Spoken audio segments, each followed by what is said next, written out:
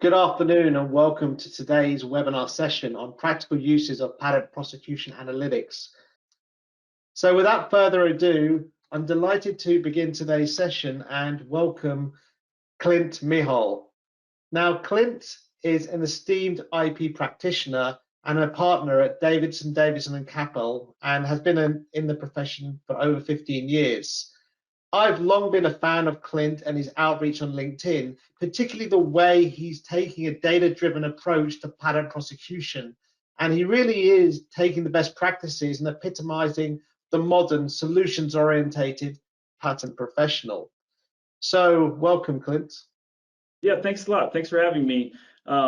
For everyone that's disappointed in how much older I look than my picture, I apologize. It's about 4 years old, and I've had boy twins since then, so I've probably aged 10 years, hence the additional gray hair.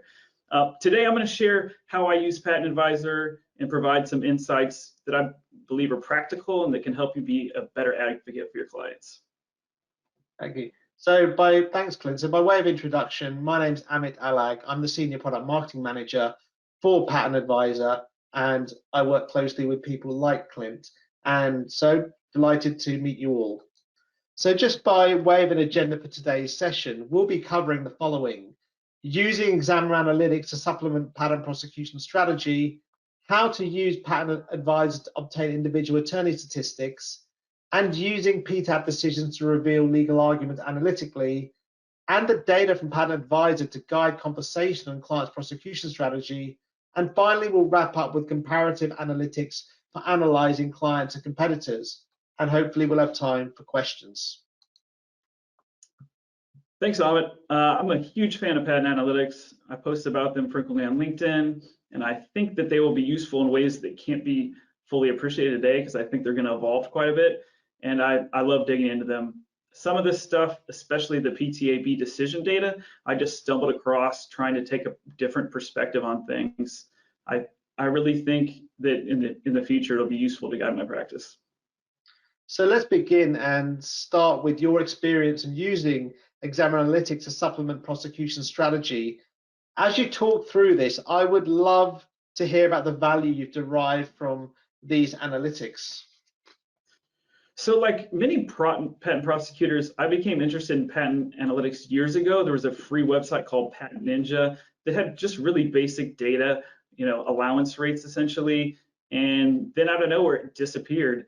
And a lot of people were emailing me, other colleagues, foreign attorneys that I work with, asking if they had any additional resources because we kind of felt like we were working blind. An examiner seemed unreasonable. You didn't know if it was just a particular case or whether the examiner was the type of examiner that kind of had an elevated standard for obviousness. As the saying goes, numbers don't lie.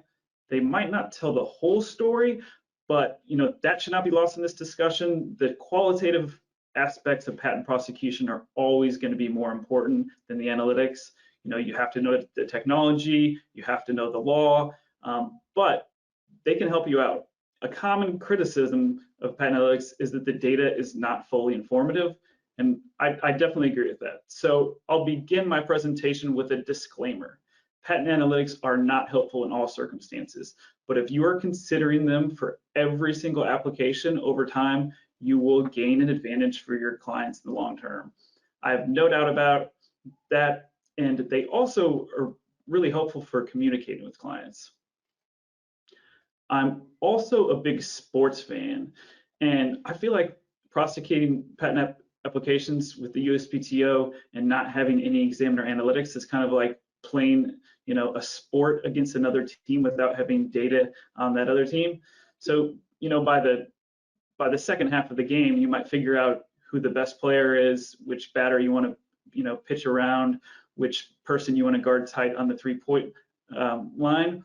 But if you have that statistics and data in advance, it's going to help you, so you'll be more prepared. So continuing with sports analogies, in baseball or softball, the batter should be primarily focused, on perfecting the swing, trying to identify what pitch is coming out of the pitcher's hands.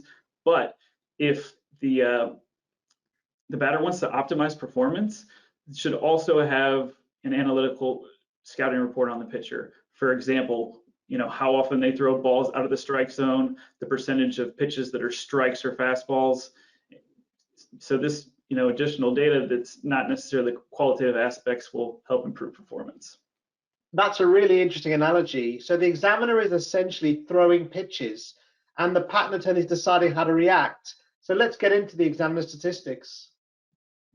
So there are a few basic stats that I think everyone should be looking at. You don't have to let them dictate your strategy, but you should know them and use them as a guide when there's more than one reasonable option. So one criticism that I've heard over the years is that examiner analytics, are not always on point.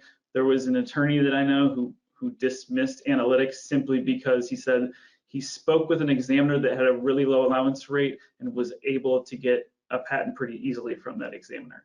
Well, I kind of equate that with criticizing statistics of cancer and smoking, just because somebody that smoked for years and years and didn't get cancer. The numbers are not 100%, going to be indicative, but they're certainly helpful. So where do you start when reviewing an examiner's analytics?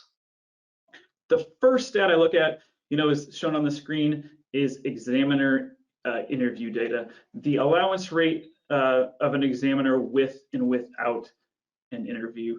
So some examiners are much more reasonable over the phone than they appear to be in written correspondence. Sometimes an examiner's opinion really just comes down to a unique claim interpretation issue, and you can resolve it easily over the phone with a minor amendment. Other times, an examiner will tell you exactly how the examiner wants to amend the claims or what they're willing to allow. And other times, speaking with an examiner can help obtain an allowance simply because it's personalized the application with the examiner. And every examiner is different. Some examiners might not be convinced at all. They might not personalize the application to them. But for this particular examiner, who I've interviewed with a few times, is a great example of where the analytics really match up with how the examiner operates in real life. So this examiner has a 53.8% allowance rate with an interview, but without an interview, the allowance rate is only 20%. So my experience confirms this. This examiner is pretty uncomfortable allowing an application without getting on the phone. If you tell the examiner that the prior art's different over the phone and explain advantages, you have a much better chance of getting an allowance than arguing with the examiner or just trying to amend the claims and read the examiner's mind. So if you have a client that's hesitant to interview cases, these stats can be super helpful. It's one thing to suggest an interview because you think the examiner's not necessarily reasonable. It's without an interview. It's another thing to send the examiner or the client a report that this shows this information. So the next stat that I really like to take a look at is office actions per patent. So this will tell you whether you'll be narrowing your claims for years without making any progress, or whether you can make reasonable amendments, to advance prosecution. I see an examiner like this, 5.9 office actions per case, and I'm prepping my client for appeal as we're strategizing on how to respond to the first office action. I'm not narrowing the claims unless it's clearly necessitated by the prior art. I'm adding further dependent claims that I can argue. I'm basically setting the application up for appeal because I know the examiner will come back with some unreasonable claim or interpretation or obviousness combination. So this is also an examiner that I've dealt with. And from the office action, the interpretation of the prior art was pretty out there. I took a look at the examiner's report. It corresponded with it. I sent it over to the client. We argued a lot of the dependent claims, tweaked some of the language of the dependent claims to maybe clarify a little bit over the art, filed a response. The examiner responded to all our arguments with some pretty ridiculous responses. So we went ahead and just filed an appeal right away. But with this data, it made it really easy to convince the client that that was the best strategy. And I think we saved the client having to file RCE after RCE. So then the third thing that I really look at is the examiner's allowance rate versus the art unit allowance rate. Allowance rate in a vacuum can be helpful, but it's much more informative if you compare it to the allowance rate for the art unit. So this art unit allowance rate is 62.2%. The examiner's allowance rate is 36%. Well, 36% is going to be low in essentially any art unit, but comparing it to the art unit allowance rate is more informative. If it was an art unit that had a 90% allowance rate, it would be even more crazy. If the examiner's allowance rate was 60%, 60% is normal in one art unit, such as this one, but a lot of the mechanical art units get up in the 80s, so it would be pretty low. And Patent Advisor also has, this ETA that you can see on the screen that kind of clearly, shows where the examiner is on the spectrum. Ahmed, if you want to expand on that a little bit. Absolutely. So Patent Advisor has a proprietary metric called examiner time allocation, otherwise known as ETA. It's a proprietary metric and more reliable than the allowance rate, as it includes all pending applications and it factors how long an examiner has been at the Patent Office and is driven by the examiner behavior and not by the filer's actions. And it's certainly a well-respected proposition and part of Patent Advisor. So if you're not already using it, I'd encourage you to study it alongside legacy metrics. So last thing that I'll discuss here for examiner statistics is appeal statistics.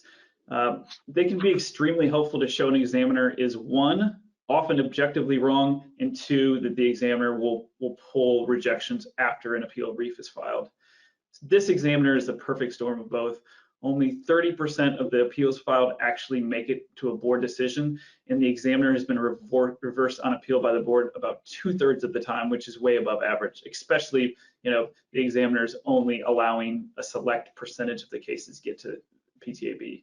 So you can also see that there's a decent chance the examiner will reopen prosecution. This can be pretty frustrating for clients. So you want to maybe take this into account, try to interview it first, and see if you can get the application allowed with only minor amendments.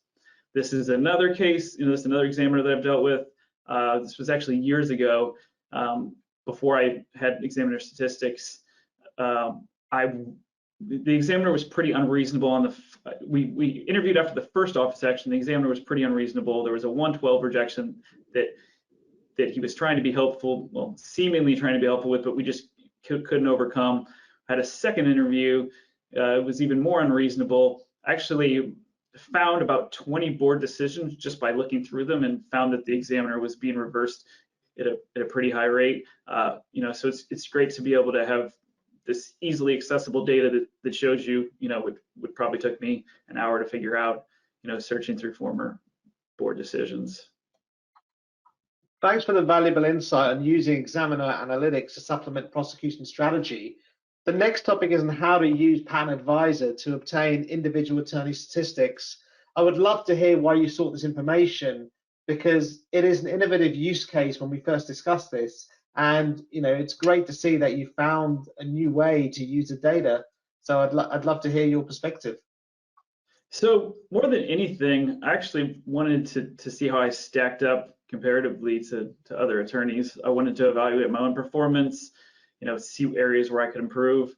Part of it was also originally, as we discussed, I wanted to use it for marketing purposes. I've always had a lot of success with appeals and thought maybe I could use this data for marketing purposes, but after some, reflection, I didn't end up using it. I think it could be useful in certain circumstances, such as where there's an existing personal relationship and it's apparent from the analytics that you could improve for the client, but I haven't seen, any type of situations where it could be useful yet. So how else have you used it, or could you imagine using it? So I've pulled it for friends very frequently, and talked about their analytics with them and their strategy, which has been helpful for me to get insights. But in addition to self-assessment, I think it could be helpful for evaluating colleagues.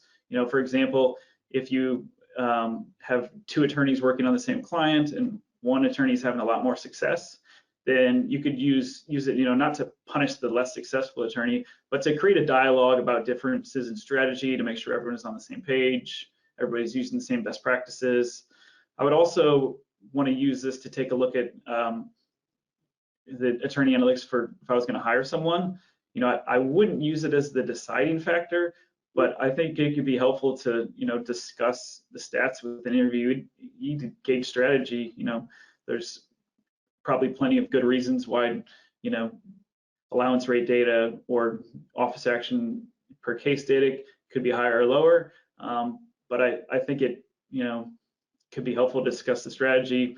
I would also try to, take it in context as far as the art unit and the client to make sure that it's just not being evaluated in a vacuum.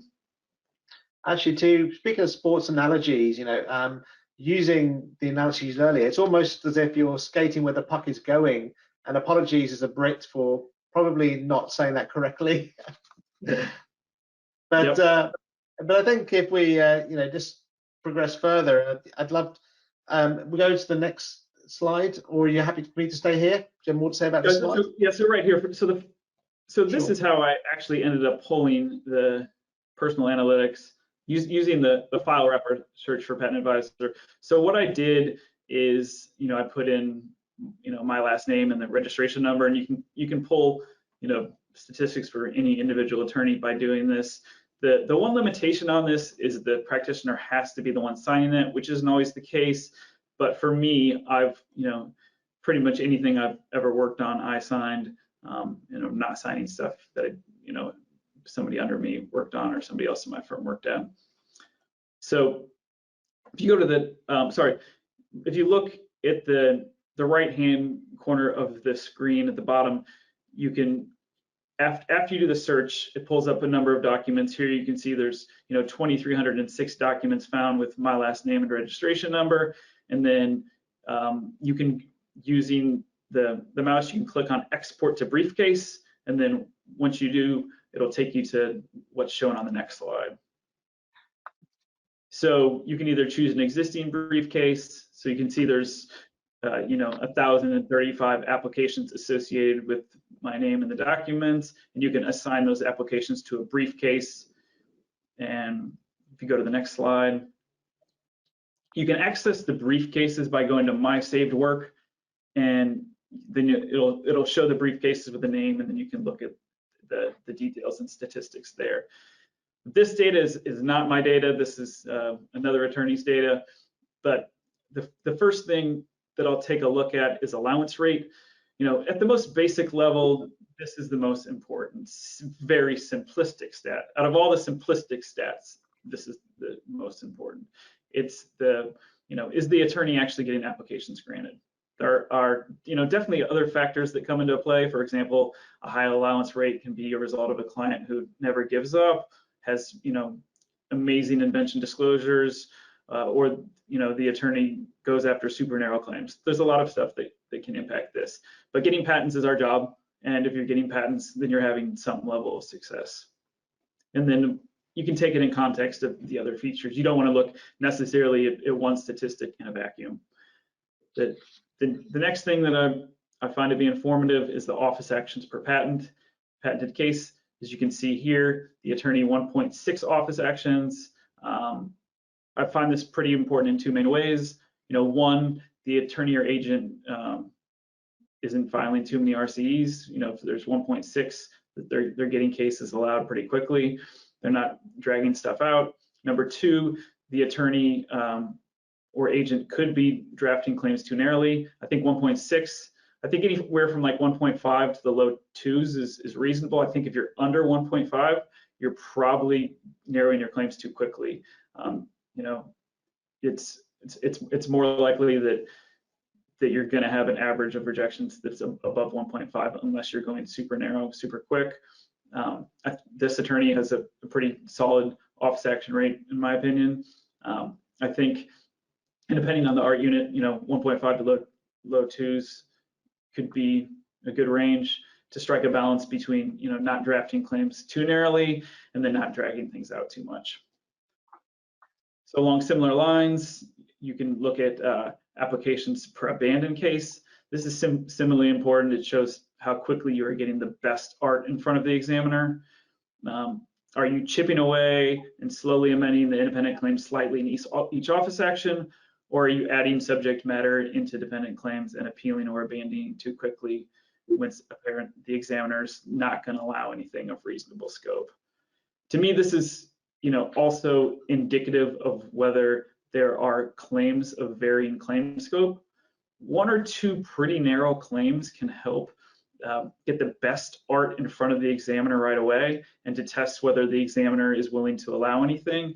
So I think if you're doing that and appealing bad rejections pretty early, you probably will be below 3 for abandoned applications, but like anything, it depends. So always also like to look at appeals. I think this information is extremely helpful in evaluating whether one's appeal strategy is on point or whether it needs to be tweaked. For example, this person has 50% of appeals resolved at the appeal brief stage, which is great. Only 32 are actually getting a PTAB decision, but this person does not file many pre-appeal brief requests. So what I would suggest is that pre-appeal brief requests are quicker. You only get 5 pages. It's going to be less expensive for the client, without drafting the full appeal brief. So, if this person was filing more pre-appeal requests for review, they could be saving their clients a little money without any real downsides. And essentially, going through all the allowance statistics on these, this person is getting 53% of the time an appeal is filed, there's a direct allowance, and that doesn't include reopening prosecution and getting allowance. That includes the allowance based on pre-appeal brief, appeal brief, and PTAB data, which is pretty good from the data that I've reviewed. This person is also winning about 75% of appeals that come down on board decisions, which is really high. So if I'm running a firm where this person works, I want these stats in front of me. I want to know what strategies this attorney uses to win appeals. I want to know what's the keys to success. There has to be something this person's doing, based on the numbers alone that's working. So this person's brain needs to be picked, and the best practices of the firm need to be modified to take that into account. And if I'm a client and I'm looking at this information, I want this attorney to be involved in all of my appeals. Not necessarily drafting the whole thing, but I want feedback on the strategy from this attorney. And if I'm interviewing this person, I want to hire this person and get them in the firm to almost be like a head of appeal strategy. So I also figured out, going on the next slide, a way to download Excel stats to pull allowance rate of the examiner practitioners faced, and then average them to get a baseline to establish a more balanced view of the practitioner. So if you can see on the slide in the red box, it says download as XLSX. You can download it, then it takes you to, you click on that, it takes you to the next slide. And then you see examiner statistics. You can click on general. You can actually even click that down further and just get the examiner's allowance rate, but then you can download it and you get a report, that's something like this. This examiner or this attorney has faced 443 examiners over the time period, and they have an average allowance rate of 78.25%. So if you're comparing this to the examiner or the attorney's allowance rate, the attorney has a 91% allowance rate. So this attorney has a 12.75% allowance rate above average, which is pretty good. If the allowance rate for the examiners was 50%, it would be even more amazing. Also pretty unlikely. But if the examiner average allowance rate was 88%, then it's not as impressive. Thanks for the excellent overview, Clint. I certainly appreciated learning about the new use case. Let's move on to using the file wrapper search to review legal arguments analytically. I would love to hear your experience and learn how you use it. Yeah, thanks. So the PTAB decision analytics is something that I figured out by just playing around.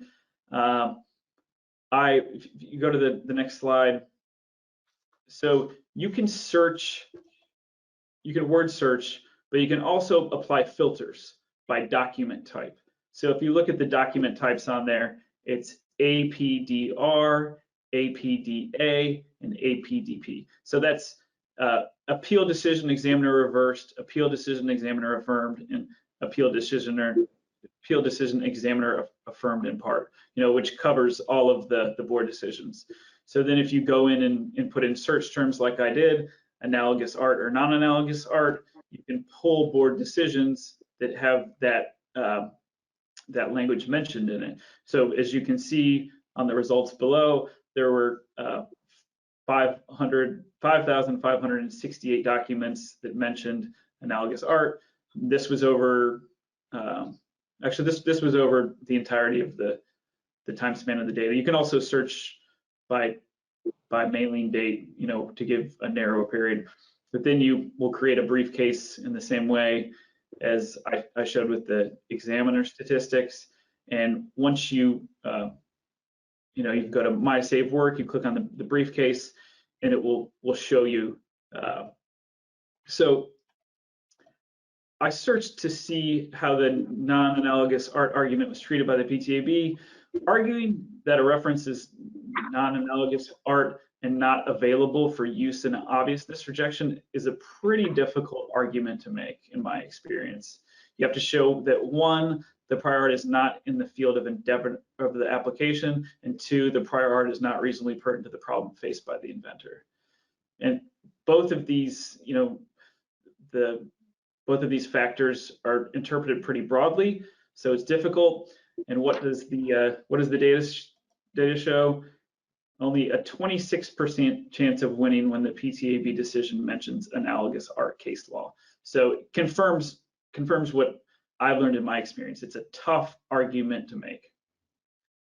So I also kind of dorked out during March Madness and thought it might be kind of interesting to do a bracket to check out the most 16 common case or legal arguments that I've used in appeals over the years and compared the results to see which decisions were winners. Essentially, I seeded them based on how common they were used. So the number one seed was the most common argument used, and the lower, the number 16 was the least common argument used. So, sometimes an argument with the lowest chance of winning is still the best argument. Everything's fact specific. But if you're thinking about including an argument in an appeal brief and you're not confident about it, it can help to have this information. If your argument is a statistically winning argument, then you might want to include it. If your argument is a statistically losing argument, you might want to exclude it. Weak arguments dilute your other arguments. So, if you're borderline on using an argument and it's statistically weak, then don't include it. It's going to hurt your chances on appeal. That the examiner is going to focus on it in his examiner's answer. The board is going to focus on it in the decision, so you want to exclude it. If you have multiple arguments and you're not sure which one is the strongest, put statistically winning arguments first, then the losing ones last, and emphasize the statistically winning arguments and de-emphasize the statistically losing arguments. So taking a look at these, PTAB decisions, I guess go up to the previous slide, please. Thank you. So the most common argument, was there's no rational underpinning or reasoning articulated by the examiner, based on the Supreme Court case, KSR, which is not a terrible argument. I've certainly used it a number of times. It has a 46% win rate overall. The number 16 argument was there's no suggestion of desirability of the modification in the prior art. And that was actually the most effective argument statistically speaking. It had an 86% win rate. And then you can also see that the 8 and 9 seeds here were pretty good arguments as well. One being that the examiner bears the initial burden of establishing a prima facie case of obviousness. Number 9 being that could have made is not the standard for obviousness. It's whether one of skill in the art at the time of the invention would have had a reason to make the combination. So those are 2 pretty good arguments too that you might want to consider making if you're filing an appeal. Go on to there you go. Another really common argument, the second most common argument, is that the prior art teaches away. And in my experience, this is a tough one too. There was only a 19% win rate on this. So prior art teaches away can be an effective argument at times, but it's way overused. If the prior art teaches away, it basically has to say that the modification or combination would have terrible results. It's not that one embodiment is preferred over another, or that the invention is slightly better than, or not the invention, but the invention in the prior art is slightly better than an alternative. So it's very narrow and fact specific. So if you're considering using the prior art teaches away, you might want to ditch those arguments, or at least de-emphasize them by including them last. Number 7 here is a pretty strong win rate. This is actually argument that I use probably more frequently than anything else and have found it successful. So you argue that the examiner's rejection lacks a factual basis and is speculative. So that has a pretty good win rate. Number 10, that the rejection involves a hindsight reconstruction using the invention as a template. That one's pretty successful as well.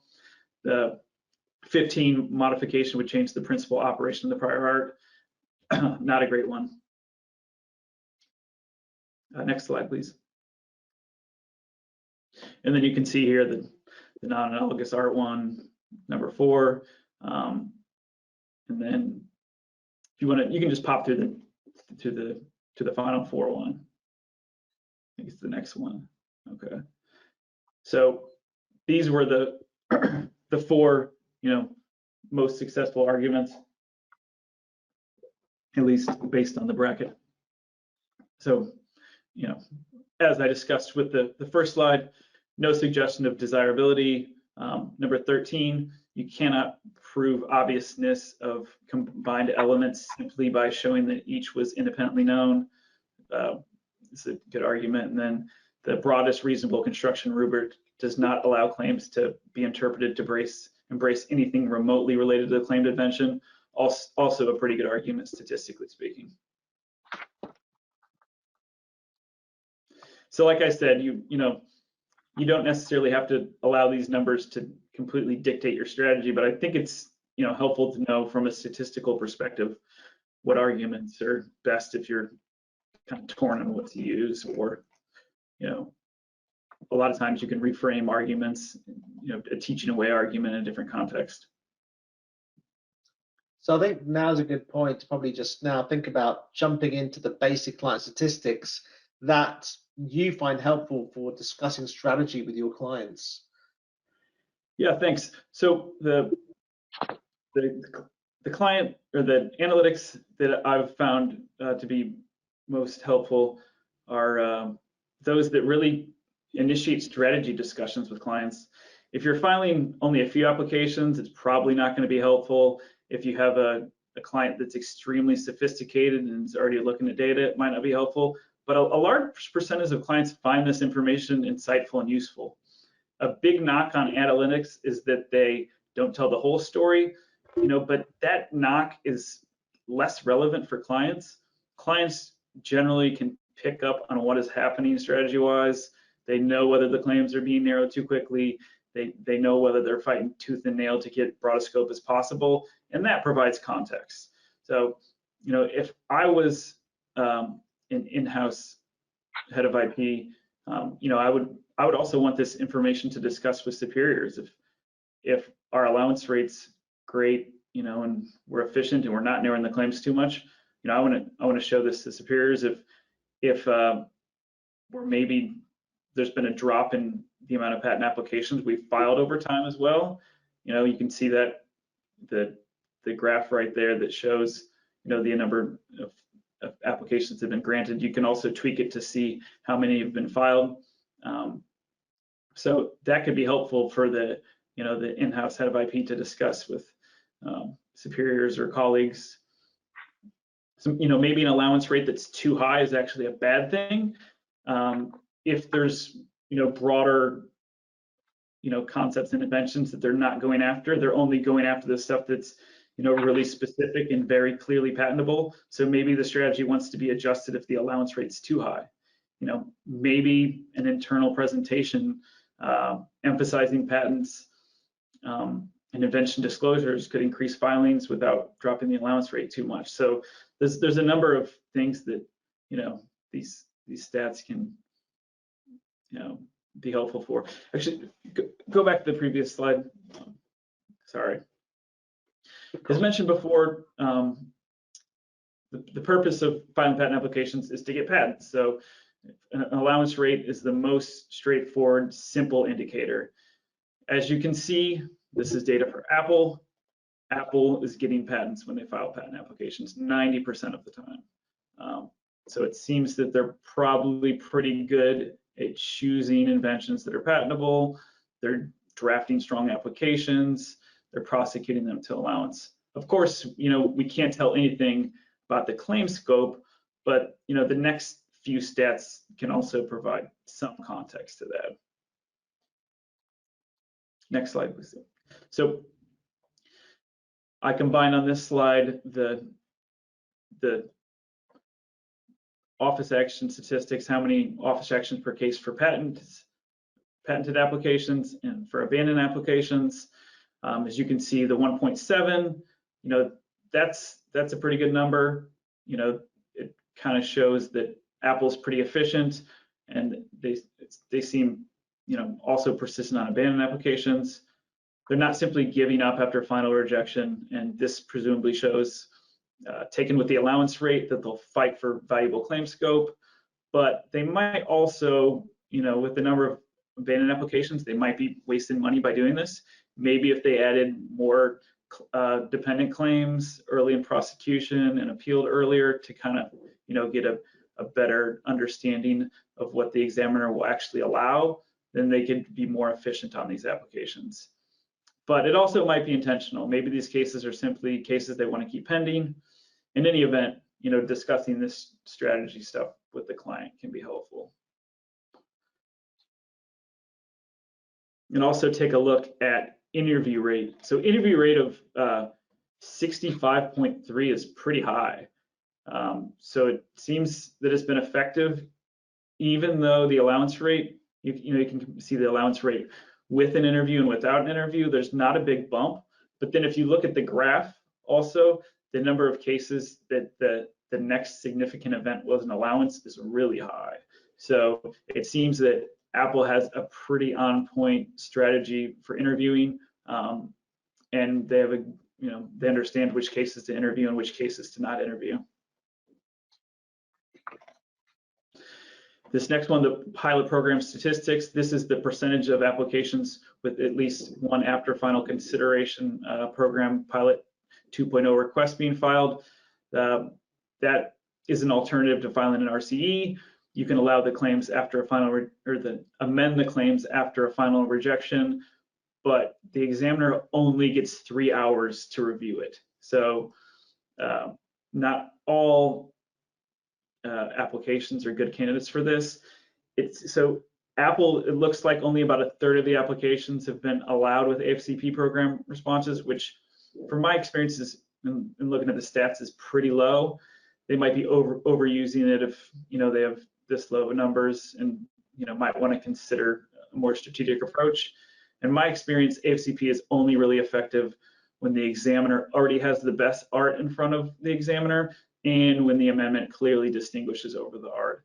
So if Apple's using it in different circumstances, maybe this strategy could be tweaked. But sometimes there are additional benefits to using AFCP, such if an examiner has 3 hours to search and the examiner finds a new reference that's the best prior art, you can have that in front of you you can file a response to advisory action with an RCE, so you kind of get an extra bite at the apple within a quick time. So maybe this is their strategy and it's intentional and they're still getting benefits out of it, but worth discussing with your clients if that's the case. Appeal stats. Apple's appeal stats are pretty good overall. Not as great as the individual attorney that we looked at before, but still really solid. Pretty much a 50-50 win rate on board decisions. A lot of appeals getting withdrawn at the appeal brief stage and the pre-appeal stage. The allowance rate at the appeal brief stage is excellent after comparing this to other assignees.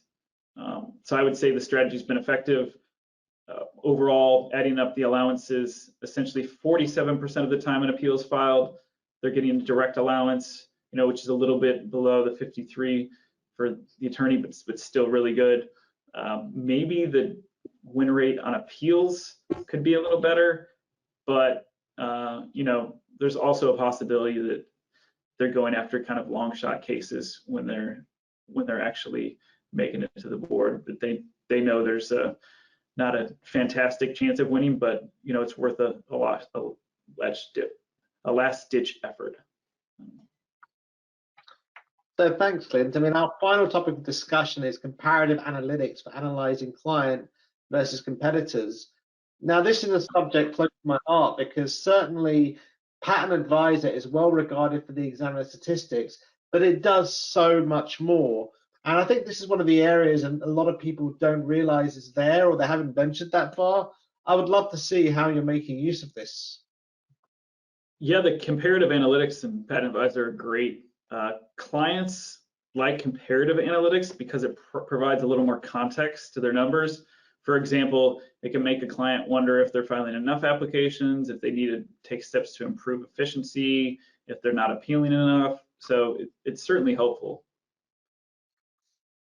So this slide compares Apple to Samsung, two of the biggest players in the patent space. And it's interesting to look at the comparative analytics for Apple after looking at just their analytics on its own. So the overall numbers, you can tell right here, Samsung's filing a ton more applications than Apple is, but Apple seems to have a higher allowance rate, which is confirmed also by the next slide. So this slide shows effectiveness versus efficiency. Apple has about a 4% better allowance rate and is more efficient according to the Patent Advisor efficiency score. Amit, would you want to explain this metric a little bit?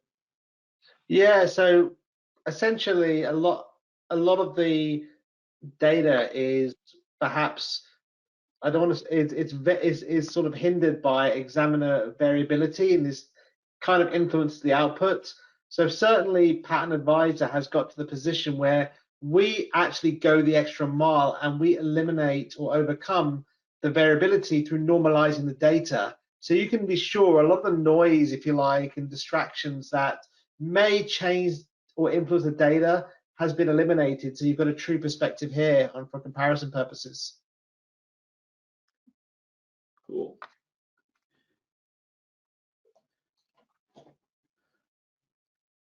So office actions to issuance, both Apple and Samsung are pretty good overall. There's not a huge variance here. Samsung is about 0.15 more office actions per patented case, which isn't too much. They're kind of in the sweet spot that I talked about early. So nothing alarming for either company here. I just wanted to just comment on something. I know when we were talking yesterday, because earlier on we saw that it was Samsung was filing more patents, and it's almost here the reverse is happening with office actions. Yep. So Apple's Apple's budget per application is, or at least off section response is probably lower as well too.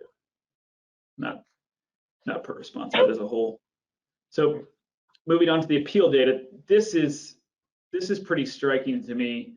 You know, if you look at the raw numbers, they're filing the same amount of appeals, but as you can see from the first slide, you can see from this graphic here that Apple's filing a much higher percentage. They're about 5.5% applications with at least one appeal. Samsung, you know, only, you know, sitting around 1.5, so more than 3 times as many appeals by percentage, which to me is an important indicator on claim scope. If you're appealing infrequently, you're probably giving up claim scope that could prove to be important years later. You're probably filing an RCE or narrowing the claims more often. So just looking at this data, I would recommend, you know, that Samsung might want to consider filing more appeals.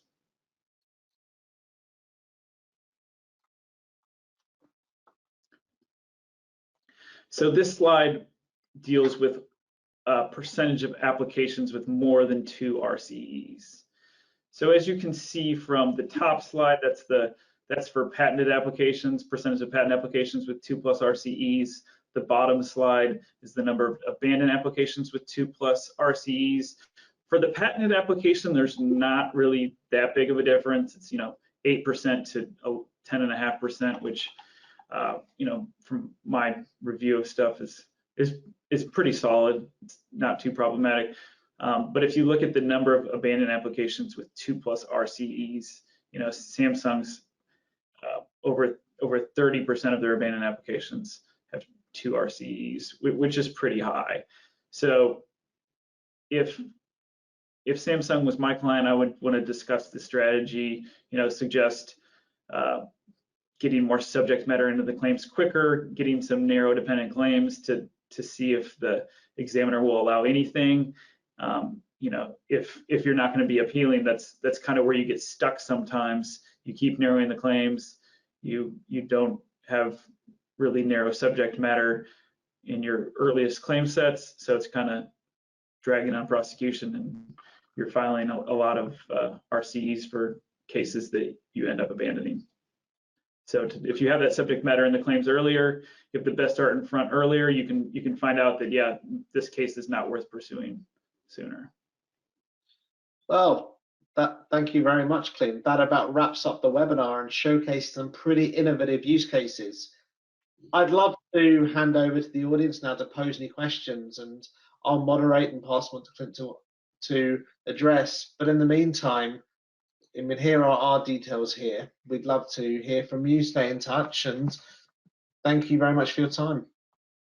Yeah, thanks for everyone listening to me and my thoughts on patent prosecution analytics. If you have any questions later, feel free to email me or reach out on LinkedIn. And if you're interested in patent prosecution analytics, you know, follow me on LinkedIn, provide feedback on my post. I like posting about this stuff. I like hearing new opinions, especially those different, you know, from my own. So would be nice. And thank you so much, Amit. It's been wonderful working with you on this, and appreciate your help.